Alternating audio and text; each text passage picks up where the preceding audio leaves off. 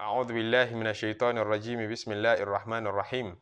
الحمد لله والصلاة والسلام على رسول الله أما بعد adá ọpẹ́ fún Ọlọ́run atọrọ kẹrẹ àti gẹrẹ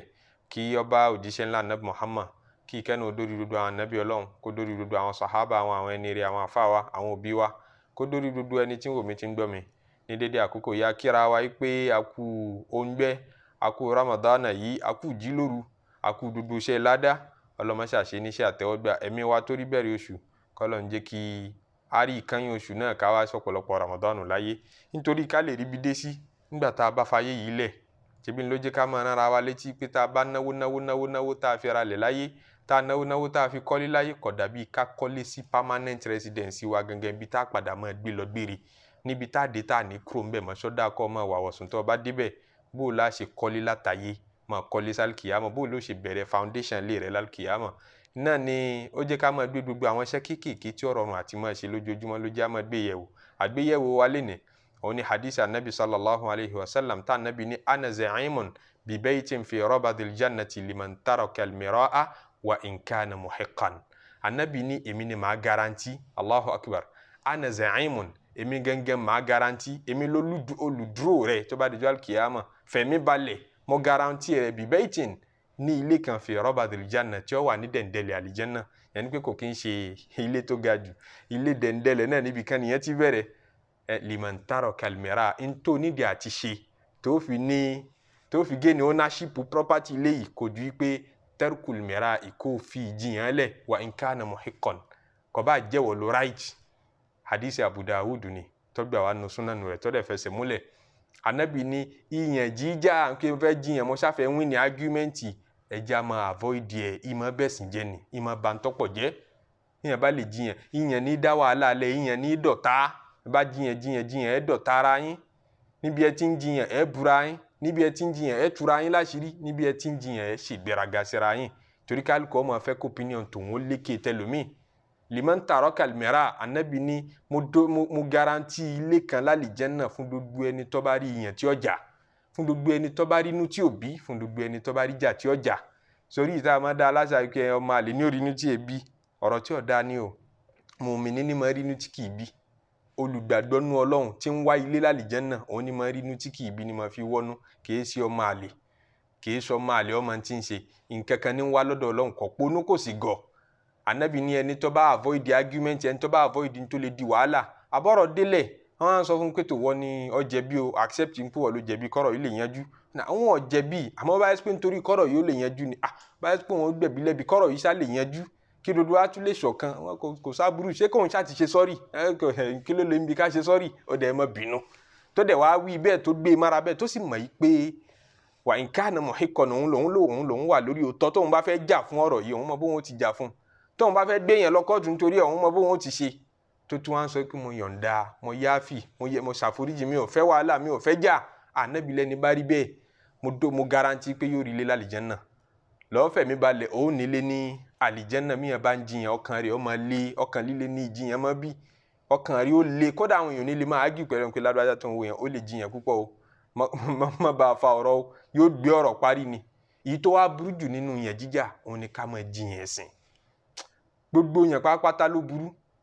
gbogbo yẹn jíjà pátápátá ń ló burú èyí tó wá burú jù ń bẹ òun ni yẹn jíjà lérí ọ̀rọ̀ ẹ̀sìn torí máa bẹ̀sìn jẹ́ ni al-Imam al-Awza'i ìkan nínú àwọn tó dé àwọn generation kẹta lẹ́yìn generation nabi sallallahu alayhi wa sallam ọba àwọn tó bá nabi àbáwọn tó bá nabi láyé ọba wọn al-Imam al-Awza'i ó ní idha arada Allahu bi qawmin sharran gbogbo ìjọ tọ́lọ́mbá fẹ́ aburú fẹ́ wọn gbogbo ìjọ tí Ọlọ́run bá fẹ́ aburú fẹ́ wọn kò bá jẹ́jọ ẹ̀sìn kò bá jẹ́jọ ayé kò bá jẹ́jọ gbogbo orú ìjọ tó bá wù kí wọ́n jẹ́ alizamahumul jadal ntí ọkọ̀ọ̀kọ̀ dẹ sí wọn ní àríyànjiyàn wọn ò ní gbọ́ra wọn yé wa mana'ahumul amal àríyànjiyàn yóò ju wọn gbàgbéra kódà wọn ò ní ṣiṣẹ́ tó yẹ kí wọ́n ṣe nítorí pàjiyàn àjiyàn àkọ́ ẹ̀rí jáde àlọ́ yóò mọ kéwú nítorí kó lè wín ní ẹni tó fẹ́ bá jiyàn kò ní kéwú nítorí kó lè lò ó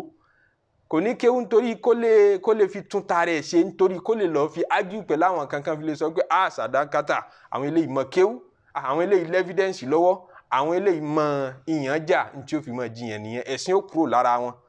ìyẹn ni wọ́n máa jà káàkiri àmọ́ bá ń sọ bá ti ń sọ yìí náà ìran kan bẹ́ẹ̀ nù yẹn jíjà táwọn mímọ̀ sọ pé kò sábúrú ń bẹ tí alukur'ani náà faramọ́ pé wala tujadilu ahlal kitabi illa billati hiya ahsan irú yẹn jíjà wo là ń pè ó ní yẹn jíjà tó bá ṣẹlẹ̀ láàrin àwọn onímọ̀ àwọn alágbọ̀yé tí èsì pé láàrin aláìmọ̀kan àti mímọ̀ aláìmọ̀kan ò ṣe bá jiyàn o aláìmọ̀kan mọ́ bá aláìmọ̀kan jiyàn o wọ́n ní njọ́ kan tẹ̀ bá ní nímọ̀ ń pàlọ́ wọ́n ní kọ̀lọ̀kọ̀lọ̀ fox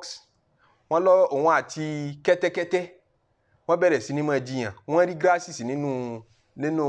igbó ṣe pé kọ́lọ̀ grass green náà ní dúdú alámọ̀ bẹ́ẹ̀ kọ̀lọ̀kọ̀lọ̀ wá ń pè ní green kẹ́tẹ́kẹ́tẹ́ ń pè ní yellow kẹ́tẹ́kẹ́tẹ́ ní yellow ní ọ̀yarí green ní kọ́lọ̀ grass àbí wọ́n wá ń jiyàn wọ́n ń fa amara wọn lọ́wọ́ ni wọ́n á kẹ́jọ́ lọ bá kìnìún òun jẹ́ ọ̀gá àgbà nínú igbó kìnìún wá ní ìwọ kọ̀lọ̀kọ̀lọ̀ kí ló ti pè é yìí ó ní green kí ló ti pè é yìí wọ́ lọ jẹ̀bi inú kẹ́tẹ́kẹ́tẹ́ wá ń dùn kí sẹ́mi ò sọ fún ọ èmi ò sọ fún ọ pé yẹ́lò ní kọ́lọ̀ gbogbo ewé ìwọ̀n ya kọ̀lọ̀kọ̀lọ̀ lẹ́nu pé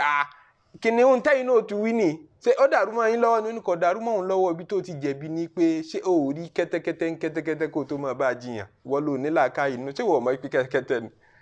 ẹ̀sọ́ ọ̀ gbọ́dọ̀ bring ara rẹ̀ down Imam Shafi'i ó ní mi ò mana qashtu aw mana dhartu jahilan mi ò bá láìmọ̀ kan debate rí illa wa ghalabani àbúrí mi ní ṣáá tora láìmọ̀ kan ni kò ní interest nínú knowledge ẹni bá ní interest nínú knowledge àwọn mímọ̀ ni wọ́n máa bára wọn ṣe fàǹfà wọn yẹn iṣẹ́ àríyànjiyàn irú fàǹfà bẹ́ẹ̀ fẹ́ produce knowledge mi ni ó fẹ́ produce idea tuntun ló fi fàá tán fi ní ìkànnù àwọn lọ́balọ́ba ìjọba Asrul Abbasi àwọn ọba tó jẹ lẹ́yìn anabi sallallahu alayhi wa sallam wọ́n ní tó mímọ̀ kan bá ṣẹ̀ ọba àwọn tó mímọ̀ bá ṣẹ̀ ìyà tí mo fi jẹ wọ́n ni pé yọ́ lọ tì mọ́nú ẹ̀wọ̀n yọ́ wá hardcore aláìmọ̀kan ẹ̀pẹ́ aláìmọ̀kan jura wọn lọ àwọn aláìmọ̀kan kan bẹ tán bá bó mímọ̀ pàdé wọ́n ní ẹ̀yin làáfà ẹ̀yin ló mímọ̀ ntẹ́ bá ti wí náà ẹ̀yin lẹ́ gáìdì wa àwọ̀ òkè tó yín àwọ̀ kàwé tó yín àwọ̀ ọ̀làjú tó yín aláìmọ̀kan tó simple nìyẹn jálùbà sí ìtùnú àmọ́ aláìmọ̀kan tó tún ní passion fún àìmọ̀kan tó tún pàpè mára àìmọ̀kan tó fẹ́ kí gbogbo ayé ó rí bóun ṣe rí irú àwọn aláìmọ̀kan bẹ́ẹ̀ wọ́n á tì wọ́n papọ̀ mọ́nú ẹ̀wọ̀n ìyà tán fẹ́ fi jí òjò báwọn lọ tí wọ́n mọ̀ ipò mímọ̀ yóò go crazy láàrin bíi ijọ́ méjì àárọ̀ mà ní pé ẹ wá gbé mi kúrò ń bí Allahu Akbar so mímọ̀ gbọ́dọ̀ debate pẹ̀lú aláìmọ̀kan tán bá ti ń farú ọ̀rọ̀ bẹ́ẹ̀ jádàlú ni èyí tí sẹ̀rí ọ̀fẹ́ nù àwọn bá já àwọn mímọ̀ wọn jọ ń jomi toro ọ̀rọ̀ láàrin ara wọn pẹ̀lú àníyàn pé àjọ fẹ́ jàǹfààní èmi fẹ́ listing sí perspective tiẹ̀ kí lórí tó fi sọ báyìí ṣàlàyé fún mi kì í ṣe pé mo wá láti wá impose opinion mi lé ọ lérí ẹnìkejì náà wá nítorí nǹkan òun náà fẹ́ gbọ́ tèmi á padà pàdé síbi tọ́ dáa irú àwọn àríyànjiyàn tí wọ́n láà lè ṣe nìyẹn àríyànjiyàn generally tí bá máa dọ̀tá Islam fẹ́ ká jìnà sí nítorí Ànábì sallallahu alaihi wasallam sọ pé ana za'imun bi baytin fi rabadil janna èmi máa garanti ilé láàyè kan lálì janna liman taraka al-mira fún gbogbo ẹni tó bá fi àríyànjiyàn lẹ̀ wá in kana muhiqqan kò bá rí ipò òun lòun right kò bá rí ipò òun lòun jàre Ọlọ́run ṣá jẹ́ rọrùn fún wa Ọlọ́run ṣá gbà àwẹ̀ wa subhana rabbika rabbil izzati amma yasifun wa salamun ala al-mursalin walhamdulillahi rabbil alamin.